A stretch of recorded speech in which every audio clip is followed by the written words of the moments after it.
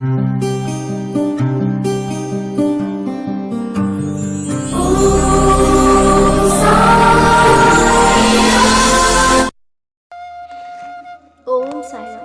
ஓம் சாயீஸ்வராய வித்மஹே சத்யதேவாய தீமகி தன்ன சர்வ பிரச்சோதயாத். ஓம் சாய்ராம்.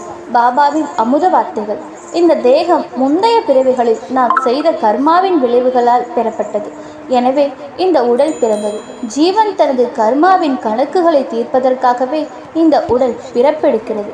முக்தி அடைவதற்கு முன்னால் கர்ம விதி பலன்களை கணக்கினை அனுபவித்து முழுவதும் தீர்க்க வேண்டும். என் மீது தியானம் செய்தாலும், எனது பெயரை திரும்ப திரும்ப உச்சரித்தாலும், எனது நல்ல செயல்களை பாடினாலும், எனது லீலைகளை முழுவதுமாக பேசினாலும் மற்றும் இச்செயல்களின் விளைவாக எனக்குள் கரைந்தாலும் ஒருவரது கர்மா பாவம் அழிக்கப்படுகிறது.